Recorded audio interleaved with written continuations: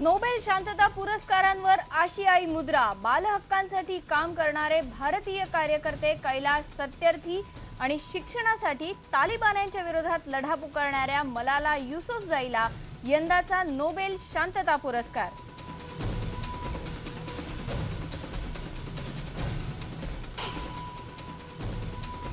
शिवसेनेचा वचननामा प्रसिद्ध, मुंबई अधिक सुंदर करणार, महालक्ष्मी रेसकोर्स थीम पार्कवरही भर, शिक्षक आणि आरोग्याचे मुद्देही उचलले।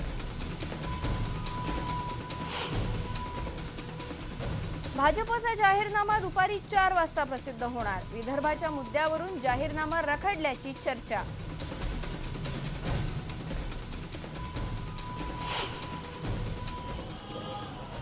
सेना मनसे मनोमिलनाचे आदित्य ठाकरेंकडूनही संकेत, म्हणाले विधानसभा निवडणुकीनंतर जो येईल त्याला सन्मानाने सोबत घेऊ।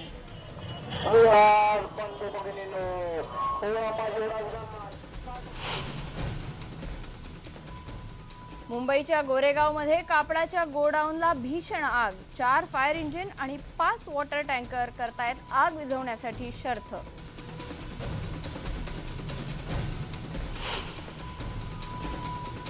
काश्मीरमध्ये रात्रीपासून तुलनेने शांतता, सीमेपासून दूर राहण्याचे बीएसएफचे स्थानिकांना आदेश, तर पाकिस्तान सरकारने गोळीबाराबद्दल चर्चा करायला बोलावली उच्चस्तरीय बैठक।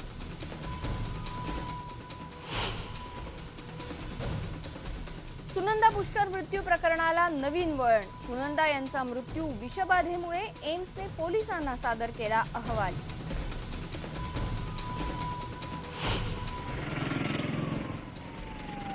आणि हुडहुड चक्रीवादळ येत्या 24 तासात आणखीन होऊ शकतं आक्रमक, हवामान खात्याचा इशारा, 140 किलोमीटर प्रति तास वेगाने वाहू शकतात वारे।